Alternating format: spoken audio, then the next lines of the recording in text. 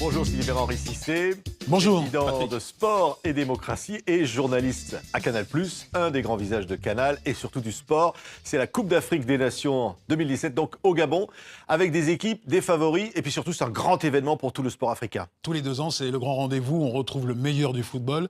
Et ce qui nous permet aussi de montrer que l'Afrique possède, en ce qui concerne ce sport en tout cas, du talent et des grands talents. Oui, alors c'est une compétition évidemment très attendue. Un grand suspense ? Oui, parce qu'il y a 3 favoris. Je dirais que les 3 favoris, on les connaît. Il y a l'Algérie qui n'a jamais été aussi forte. Il y a le Sénégal avec une armada, une force offensive impressionnante. Il y a le Ghana qui espère enfin remporter cette compétition. Oui, alors il y a des grands absents. Le Nigeria qui n'est pas là.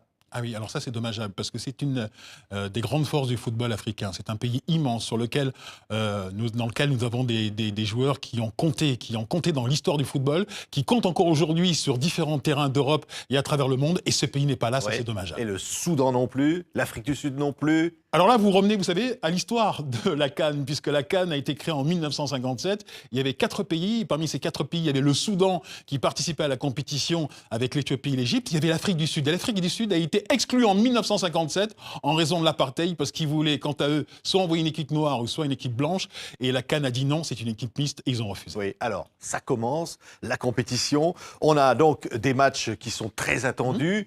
D'abord, la Côte d'Ivoire, c'est la tenante du titre. Et donc on attend beaucoup. On attend beaucoup d'elle parce qu'elle a montré lors de la dernière CAN justement qu'elle était impressionnante. Est-ce qu'elle a conservé cette force ? On ne peut pas en dire autant parce que des joueurs seront absents, notamment le fameux Yaya Touré, le grand Yaya Touré, qui a hésité un moment à rester en équipe nationale, mais qui ne sera pas là avec un nouvel entraîneur, Michel Dussillet, qui remplace Hervé Renard. On ne peut pas dire qu'elle fasse partie des favoris, on verra. Oui, les éléphants seront-ils à la hauteur ? C'est la question que l'on va se poser. Le Ghana, alors, il court après son 5e sacre, ce qui est quand même énorme. Mais vous savez, ces dernières années, ils n'étaient pas au rendez-vous. Et on pensait vraiment qu'ils étaient toujours à la limite, vous savez, dans les demi-finales. Ils étaient proches de la finale, ils n'ont pas remporté. Là aussi, c'est une valeur sûre du football africain avec les frères Ayou. C'est un peu comme les Nigériens, mais eux, ils sont là. Ils font partie des favoris. Et quelque part, pour l'Afrique anglophone, ce serait bien qu'ils l'emportent. Oui, la République démocratique du Congo, elle monte en puissance un peu. Hein. J'ai un faible pour cette équipe. Vous savez pourquoi ?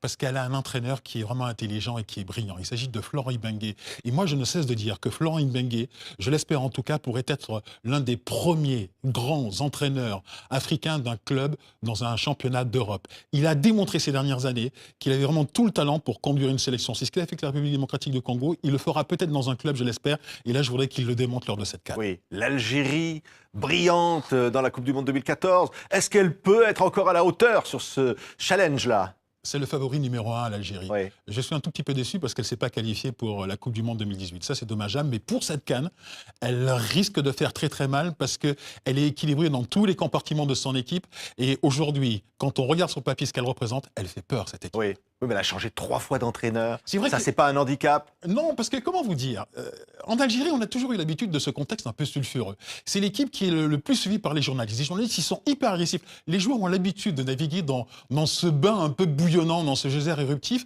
Donc je pense que quand ils sont sur le terrain, ils vont oublier tout cet environnement. Oui, il y a un nom, c'est Riyad Mahrez. Hein, Ballon d'or, oui. Ballon d'or, alors Africain. champion, meilleur joueur africain en 2016. Ça, c'est un atout formidable.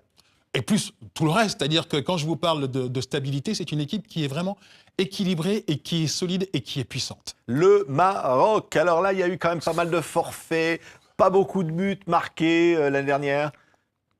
En plus, c'est une équipe, moi, qui ne me propose pas un jeu très intéressant, je trouve. Je pense qu'elle n'ira pas très très loin. Elle participe, c'est très bien à cette CAN, mais elle ne fait pas partie des favoris.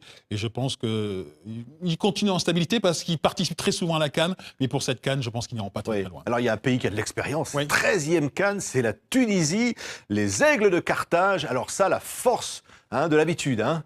Avec un match, qui va les opposer à l'Algérie. C'est une suprématie régionale. Les Algériens sont favoris, les Tunisiens ne le sont pas. Ils vont peut-être pouvoir se transcender lors de cette rencontre, mais là aussi, je les mettrai au même stade que le Maroc, c'est-à-dire que je ne les vois pas, en tout cas, atteindre le dernier quart. Oui. Donc, vous dites dans ce fameux match Algérie-Tunisie, c'est l'Algérie qui est leader. Complètement, Oui. complètement. Clairement. L'Égypte, ça c'est un grand retour, Valeur c'est sûre. formidable. Valeur sûre, Oui. parce qu'ils sont quand même... ils l'ont gagné 8 fois, cette CAN. Oui. Ils La l'ont nation gagné- la plus titrée du continent. Exactement. Avec une victoire 3 fois d'affilée. C'est un football solide. C'est un football vraiment du pays. C'est-à-dire qu'il y a très peu de joueurs qui jouent à l'extérieur. Les plus grands joueurs jouent dans le pays. C'est un football qui est financé de très belle manière. C'est un pays solide.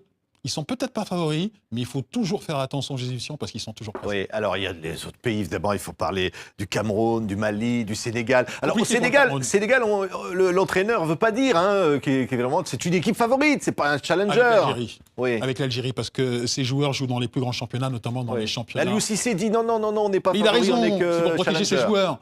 Mais ce sera compliqué parce que nous avons dans la même poule, la poule de la mort, l'Algérie qui va affronter le Sénégal.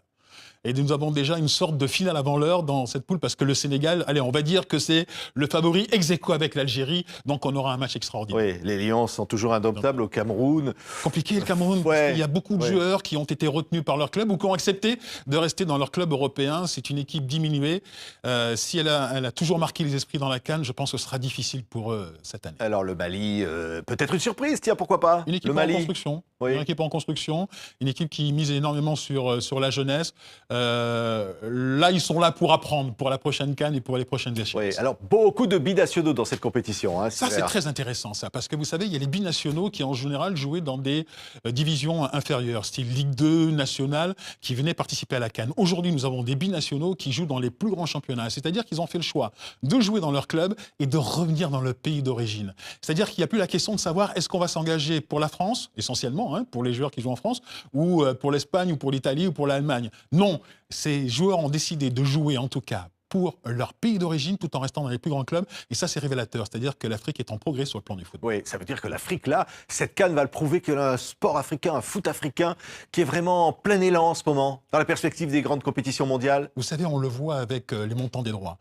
Cette CAN ne s'est jamais vendue aussi cher que cette année. On le voit avec les sponsors qui sont présents et qui investissent énormément. On le voit avec l'intérêt que va susciter cette compétition. On prévoit des centaines de millions de téléspectateurs en cumulé pendant toute la compétition. Il y a un véritable intérêt et avec la réforme qui a été entamée par la FIFA de passer à 48 pays, je pense qu'il y aura beaucoup plus de pays effectivement africains qui vont participer à la Coupe du Monde. Donc beaucoup plus de chances d'avoir, je l'espère, peut-être en 2026, une équipe africaine qui remporte cette Coupe du Monde. Génial, Sylvain Henry. Allez, ça va commencer. Donc, c'est la CAN 2017. Gabon, Guinée-Bissau pour commencer, premier match. Et puis, Burkina, Cameroun. Et puis, tous les autres matchs. Évidemment, on va suivre ça. Algérie, Sénégal. Voilà. Explosif. On va suivre tout ça, évidemment. Les résultats sur TV5 Monde dans nos pages de sport. Merci, Sylvain Henry Cissé. Merci à vous.